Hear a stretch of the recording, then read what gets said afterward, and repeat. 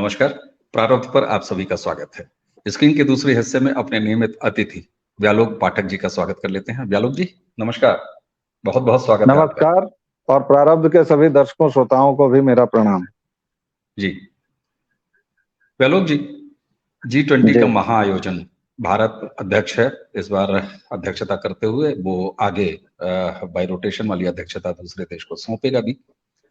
सारे लोग आ चुके हैं, सारे अतिथि आ चुके हैं। आज सुबह से भारत मंडपम में प्रधानमंत्री नरेंद्र मोदी सबका स्वागत भी कर रहे थे और बैठक का औपचारिक पहला सेशन वो शुरू भी हो चुका है। लेकिन एक अलग तरह की चर्चा कल से शुरू है। G20 जैसा जमावड़ा हो गया लोग जी, इतने सारे लोग आ रहे हैं, तो कहते हैं ना कि एक ये स्वस्थ परंपरा है और एक ये सांस्कृतिक परंपरा भी है कि औपचारिक न्योता, औपचारिक भोज ये आयोजित किया जाता है। उसी परंपरा का निर्वहन करते हुए राष्ट्रपति जी ने आयोजित किया है। आज वो डिनर है, लेकिन डिनर इस बात पर चर्चा में नहीं है कि किसको किसको बुलाया गया है, बल्कि उससे ज्यादा इस बात पर चर्चा है कि किसको नहीं बुलाया गया। और ये चर्चा भी सिर्फ एक मोहल्ले से उठ रही है, वो कांग्रेस का मोहल्ला, क्योंकि मल्लिकार्जुन खड़गे जी को नहीं बुलाया। मनमोहन सिंह को बुला लिया गया, स्टालिन को बुला लिया, नीतीश कुमार को बुला लिया, ममता बनर्जी को बुला लिया, यानी सारे मुख्यमंत्रियों को। देखिए, औपचारिक रूप से दर्शकों के लिए भी बता दिया जाए कि सारे मुख्यमंत्री, भूतपूर्व प्रधानमंत्री और सभी केंद्रीय मंत्री, उनके साथ सीनियर ब्यूरोक्रेट, ये एक लिस्ट है जिनमें सबको बुलाया गया। अब मल्लिकार्जुन खड़गे जी न तो भूतपूर्व प्रधानमंत्री हैं, न ही वो किसी राज्य के मुख्यमंत्री हैं, न ही वो केंद्रीय मंत्री हैं। तो खड़गे जी को क्यों नहीं बुलाया गया? कांग्रेस ये कह रही है कि साहब बताइए, विपक्ष के नेता हैं, उनको नहीं बुलाया गया। लेकिन बुलाया तो उनको 15 अगस्त को लाल किले पे भी गया था। नहीं गए तो उनकी कुर्सी खाली है। वो तस्वीर आज टहल रही है सोशल मीडिया में, ट्विटर पे, हर जगह, सॉरी एक्स पे। मेरे दो सवाल, ममता जी को, नीतीश कुमार को बुलाया तो राजनीतिक विद्वेष के चलते मल्लिकार्जुन खड़गे को नहीं बुलाया, ये बात मुझे समझ में नहीं आती। और मेरा एक मासूम सा सवाल, साहब खड़गे जी को क्यों नहीं बुलाया?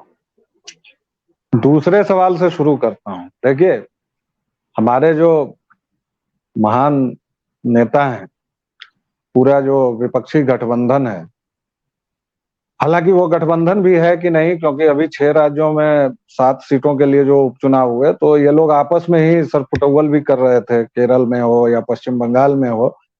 तो INDIA अलायंस ही लड़ा आपस में ही, और INDIA अलायंस के एक घटक ने दूसरे घटक को हरा दिया।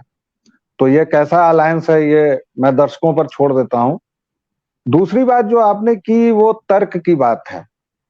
और देखिए, आप खेल के नियम बदलना चाहते हैं, ये बेईमानी वाला खेल मैं नहीं खेलूंगा। आप कांग्रेस, कम्युनिस्टों और जो तमाम गठबंधन में इस तरह के लोग हैं, जिसमें हमारे धरती के सबसे ईमानदार और अंतर्राष्ट्रीय मुख्यमंत्री केजरीवाल भी हैं, उन लोगों से अगर आप तर्क और रीजनिंग की बात करेंगे तो वो खेला नहीं होगा। जहां तक खड़गे जी की बात है, तो प्रधानमंत्री के निर्णय के विरोध में मैंने काला गमछा पहना हुआ है। लोग पट्टी बांधते हैं, मैंने तो काला गमछा ओढ़ लिया है। तो मैं पूरी तरह से खड़गे जी के साथ हूं। बहरहाल, ऑन अ सीरियस नोट, आपने बताया ही है कि मल्लिकार्जुन खड़गे को लाल किला पर आमंत्रित किया गया था, पर वह नहीं गए। और दूसरी बात कि यह कहीं कोई रिटर्न ऐसा कानून नहीं है।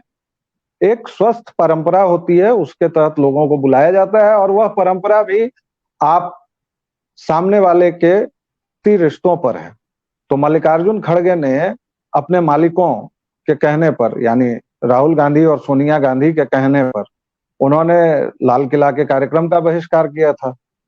और यह अगर अंतर्राष्ट्रीय सम्मेलन है तो वह देश का सबसे बड़ा सम्मेलन है। जब प्रधानमंत्री लाल किले पर झंडा फहराते हैं तो किसी भी भारतीय के लिए उसमें शामिल होना निहायत ही आवश्यक, और एक तरह से कहिए तो वह किसी का भी कर्तव्य है। जो लोग नहीं आते हैं लाल किले पर, हम और आप इस उम्र में भी, या तमाम भारतीय टीवी पर देखते हैं या अपने अपनी जगहों पर तिरंगा फहराते हैं या कहीं भी, तो परंपरा और नैतिकता से इन लोगों का कितना वास्ता है वो तो वहां पता हो गया। दूसरी बात, कि मोदी जी के पास दुविधा थी, दुविधा नहीं त्रिविधा थी कि बुलाएंगे तो किसको बुलाएंगे। भाई खड़गे तो कांग्रेस के मालिक है नहीं, खड़गे तो अगर मैं बुरी भाषा में कहूं तो नौकर हैं, और अगर ठीक भाषा में कहूं तो केयर टेकर हैं।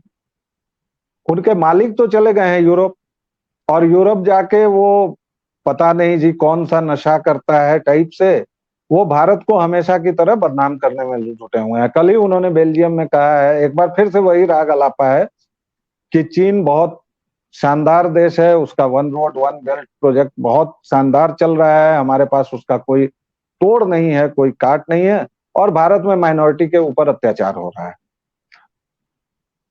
इस देश का एक नेता, मैं मानूं या न मानूं, हालांकि मुझे इन लोगों को नेता स्वीकार करने में भी, और मैं इतनी वितृष्णा से भर चुका हूं कि मुझे कांग्रेस का नाम आते ही लगभग मेरा जी मचलने लगता है, उल्टियां सी आने लगती हैं। लेकिन मान लीजिए कि इस देश का एक ऐसा नेता जो इस देश का प्रधानमंत्री होने का ख्वाब बुन रहा है, वह अपने हर एक विदेशी दौरे में जाता है और लगातार भारत की बुराई करता है।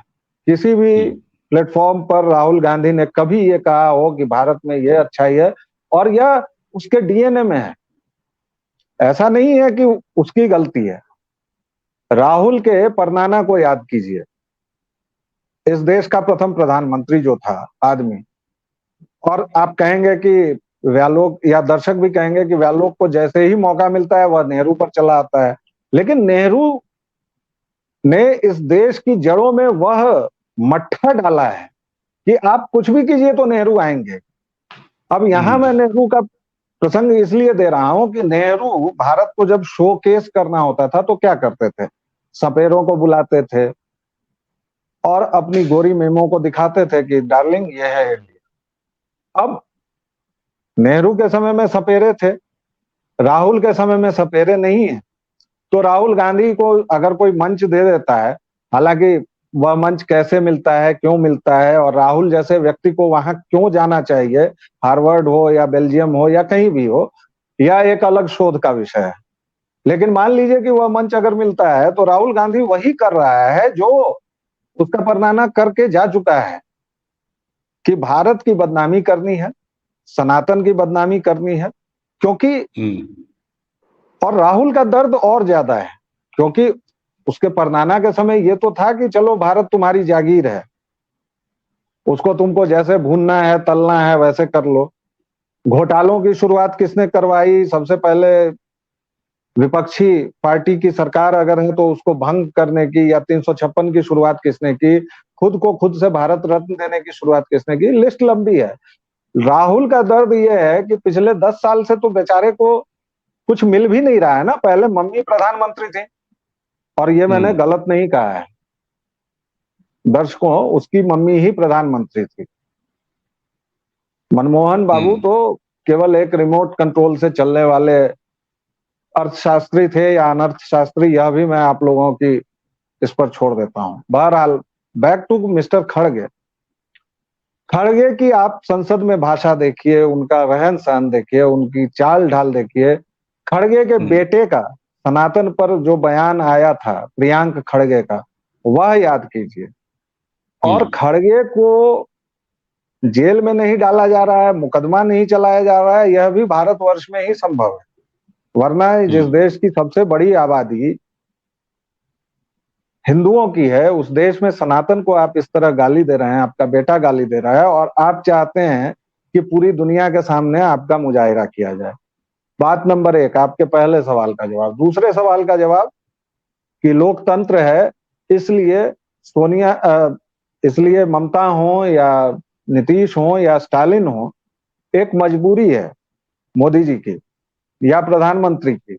मोदी जी से ज्यादा वह उस कुर्सी पर बैठे प्रधानमंत्री की मजबूरी है कि वह सभी मुख्यमंत्रियों को, केंद्र शासित प्रदेश के जो भी उसको राज्यपाल हैं, कहीं राज्यपाल चलाते हैं, उन लोगों को या जो भी मंत्री हैं उनको आमंत्रित करें, वरना ये लोग भी डिजर्व तो नहीं करते हैं। आप याद कीजिए कि नीति आयोग की कितनी बैठकों में ममता बनर्जी गई। आप याद कीजिए कि नीतीश कुमार, इससे पहले नीति आयोग की बैठक हो रही थी और वो बैठ के INDIA अलायंस खेल रहे थे। या फिर ठीक बात। नीतीश कुमार का वह बयान भी याद कीजिए कि ये लोग नीति आयोग की बैठक में करते क्या है, सो हमने भेज दिया, वो लोग करते रहेंगे। ममता बनर्जी के उस संबंधित बैठकें देखिए। इस देश का प्रधानमंत्री कोरोना काल में जब लगातार मीटिंग्स कर रहा था, उस दौरान दिल्ली के अंतर्राष्ट्रीय मुख्यमंत्री केजरीवाल के वीडियोस आप याद कीजिए, जब वो जम्हाई ले रहे होते थे, हाथ ऐसे फैला रहे थे, ऐसे कर रहे थे, और वो पूरी दुनिया ने देखा है। तो क्या खड़गे बाबू को बुलाकर प्रधानमंत्री पूरी दुनिया के सामने भारत की नाक कटवाने का अवसर देते हैं? किसको पता है कि खड़गे, जैसे मैंने ये विरोध में काला गमछा पहन लिया है, हो सकता है कि वो काला कुर्ता और पगड़ी पहन के चले जाते, जैसे तथाकथित किसानों के आंदोलन में किया था उन्होंने, और उसके बाद वो वहीं धरने पर बैठ जाते। तो दुर्घटना से सुरक्षा भली ना। तो इसलिए कहने का मतलब केवल यह है कि ताली एक हाथ से नहीं बजती है। अगर आप यह कहेंगे, जिस दिन से प्रधानमंत्री पद पर मोदी गए हैं या उन्होंने प्रधानमंत्री पद की शपथ ली है, उस दिन से आप बाकायदा शोध कर सकते हैं इस पर। 30% का प्रधानमंत्री, 33% का प्रधानमंत्री, कई लोग तो एनडीए की जगह उसमें निकाल लेते थे बीजेपी का वोट परसेंटेज, और 28% का प्रधानमंत्री, नॉट माई प्राइम मिनिस्टर, इस सब तरह के कैंपेन आपने चलाए हैं। उसको भूल जाइए। आपने 2001 ईस्वी से उस व्यक्ति के जीवन में इतना जहर घोला है, इतना जहर घोला है, हर एक दिन आपने उसको गालियां दी हैं। बावजूद इसके ये लोग कहते हैं कि वह तानाशाह हो गए हैं मोदी, और ये मुझे तो इंतजार है कि मुझे तो मोदी पर कभी कभी अचरज होता है कि भाई तानाशाही थोड़ी दिखाएं। तो उनको ममता बनर्जी को भी नहीं बुलाना था, और उनको नीतीश कुमार को भी नहीं बुलाना था, और उनको स्टालिन को तो कतई नहीं बुलाना था, जिसके यहाँ के नाबदानी कीड़े ने सनातन को इरेडिकेट करने की बात कही है। बावजूद इसके ये, हालांकि इस सब तरह के शब्द मैं इस्तेमाल करने से बचना चाहता हूं, क्योंकि इसके बाद तुरंत का मेरे अंदर का पत्रकार उस शब्द को, लेकिन ये मोदी की महानता है कि वह इन नाबदानी कीड़ों को बुला लेते हैं या दुनिया के सामने पेश कर देते हैं। इसके लिए फिर से वही बात, फिर सनातन, जिस सनातन को ये नाबदानी कीड़े गाली देते हैं, वही सनातनी संस्कार हैं जो प्राइम मिनिस्टर मोदी को इन अकल के दुश्मनों को बर्दाश्त करने को मजबूर करते हैं। और इसके लिए महाभारत की वह कथा याद करनी चाहिए, जब पांडवों का अज्ञातवास चल रहा है और यक्ष एक तालाब का जो मालिक है, और वहां पांडव पानी पीने जाते हैं, एक एक कर पानी लाने जाते हैं, पीने जाते हैं, और 4 भाइयों को यक्ष बेहोश कर देता है क्योंकि वह उनके सवाल जवाब नहीं जानता है। तब युधिष्ठिर ने उन 5 को जैसे बचाया था। उसके बाद उसी वन में दुर्योधन अपनी पूरी सेना के साथ शिकार करने आता है और गंधर्वों के ऊपर हमला कर देता है। गंधर्वों का राजा चित्ररथ दुर्योधन के बड़े बड़े रणबांकुरों को बंदी बना लेता है, और तब युधिष्ठिर उनको छुड़वाने को कहते हैं।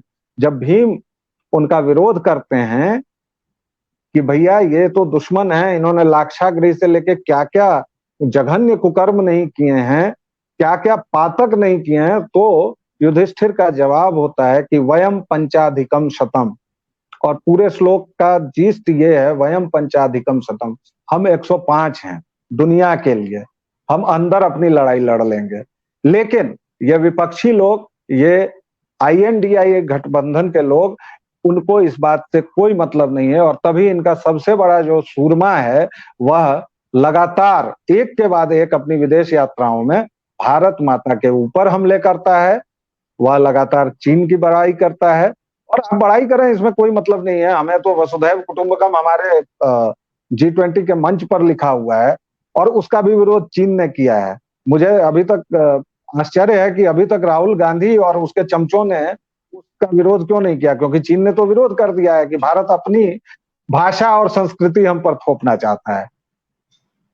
तो आप देखिए कि तर्कों का क्या है? वसुधैव कुटुंबकम हम अपनी संस्कृति थोपना चाहते हैं, और चीन जिसकी सीमा 8 या 7 देशों से लगी है, हर एक देश के साथ उसका झगड़ा है, हर एक देश पर उसका नाजायज कब्जा है, ताइवान पर नाजायज कब्जा है, तिब्बत पर नाजायज कब्जा है। जो सबसे बड़ा साम्राज्यवादी देश है वह कहता है कि भारत हम पर अपनी संस्कृति थोपना चाहता है, अपने विचार थोपना चाहता है। उसी तरह ये खड़गे हो या खड़खड़ हो या जो भी हो, इन लोगों को याद रखना चाहिए कि समय की लाठी में आवाज नहीं होती है। इसके बाद एक अंतिम सवाल जो ये है, सोनिया माइनो तो अस्पताल में भर्ती हो गई हैं अपनी रहस्यमय बीमारी से। उनकी बीमारी के बारे में या तो वो जानती हैं या उनका गॉड जानता है। थोड़ा बहुत वेटिकन के लोगों को पता होगा तो हो सकता है वो। और उनका बेटा चिराधेड़ वह यूरोप चला गया है, तो कांग्रेस में किसको बुलाएंगे? और मान लीजिए कि खड़गे को बुलाने पर दोनों मालिक नाराज हो जाते और खड़गे को निकाल देते नौकरी से, तो मोदी जी ये पाप क्यों लें अपने सिर? इसलिए उन्होंने कहा कि भाई खड़गे को मत ही बुलाओ। बिल्कुल। और यहाँ अगर तकनीकी पहलू पर ही बात कर ली जाए तो तकनीकी पहलू अगर कांग्रेस के अध्यक्ष को बुलाया जाए तो इसका मतलब है कि जितनी भी रजिस्टर्ड पार्टियां चुनाव आयोग में है उन सबके अध्यक्षों को बुलाया जाए। एक ही आता है ना, एक सिमिट्री तो बनती है। तो यहाँ ये इलॉजिकल बात है। ये तो वही वाली मतलब कांग्रेस की ये जो हरकत है ना, ये वो वाली है कि पहले तो आपने तुनक के कह दिया कि हम तुम्हारे न्योते में नहीं आएंगे, और जब नहीं बुलाया तो उसके बाद जो है वो मुहर्रम पीट रहे हैं कि साहब नहीं बुलाया नहीं बुलाया। अरे 15 अगस्त को बुलाया था, आपकी कुर्सी खाली है, और वो खाली कुर्सी आज सोशल मीडिया पे टहल रही है। कांग्रेस को जवाब देना चाहिए, बात तो ये होनी चाहिए। अच्छा गहलोत जी, अभी तो धीरे धीरे बहुत सारी बातें G20 की आएंगी, ये सभी अभी कंटिन्यू है, और हम लोग तो आज पूरे दिन को अवॉइड करके रात के खाने पर बात कर रहे हैं। बहरहाल रात के खाना जो भोज है उसमें मेहमानों का जो स्वागत किया जाएगा वो शास्त्रीय भारतीय शास्त्रीय संगीत, इसका प्रेजेंटेशन होगा। उसमें जो है संतूर, सारंगी, जल तरंग, है ना, शहनाई, इस जैसे जो है भारतीय वाद्य। तो एक तरफ सनातन का समूल नाश और दूसरी तरफ रायसीना हिल्स पे शास्त्रीय संगीत का स्थापना। क्या ये वजह है जिसके कारण कांग्रेस को लग रहा है कि हमारे बिना ये समिट क्यों हो रहा है? और दूसरी एक चीज, मैंने एक चीज देखा है, हमारे गांव घरों में कहा जाता है, हमारे समाज में कहा जाता है कि जब भी किसी दरवाजे शुभ और मंगल का काम हो तो कुछ बुरी आत्माएं, कुछ बुरे मन वाले मुहर्रम पीटना शुरू कर देते हैं। तो आप अगर देखें सोशल मीडिया से लेकर स्थापित मीडिया पर भी, तथाकथित स्थापित मीडिया को गोदी मीडिया कह के बदनाम करने वाले भी तमाम एजेंडा खोर और सुपारी पत्रकारिता करने वाले पत्रकार क्या कर रहे हैं, चाहे यूट्यूबर क्या कर रहे हैं। ऐसे लग रहा है कि जैसे सब कुछ इतना मंगल हो कैसे रहा है। आखिर देश के प्रति इतना नकारात्मक भाव किसी एक राजनीतिक पार्टी या किसी नेता से मात्र विरोध की कीमत पर, ये मानसिकता कहां से आई और क्या कहेंगे आप इसमें? देखिए ऐसा है कि दर्द एक नहीं है, यहां दर्द है वहां दर्द है, जहां छुओ वहां दर्द है। विपक्ष का पूरा बदन जो है वो पिरा रहा है। अब देखिए, केवल 7 दिनों की मैं रूटीन बता देता हूं मोदी जी की, और कैसे मतलब उन्होंने, हम लोग घर के बूढ़ों को थोड़ा कहते हुए कह देते हैं कि ये बूढ़ा बहुत बदमाश है, तो उसी तर्ज पर मैं, घर के सबसे बूढ़े तो अभी मोदी जी ही हैं, तो वो बहुत बदमाश हैं। आप देखिए, सबसे पहले उन्होंने टास्क दे दिया वन नेशन वन इलेक्शन। होना क्या है ये मोदी को पता है, या उस कमेटी को पता है, या कमेटी की जब अनुशंसा आएगी, या संसद की बैठक, उसके वो टास्क अभी आधा अधूरा पूरा कर रहे थे भाई लोग, कि भारत वाला टास्क दे दिया, इंडिया वर्सेस भारत, इंडिया बनाम भारत।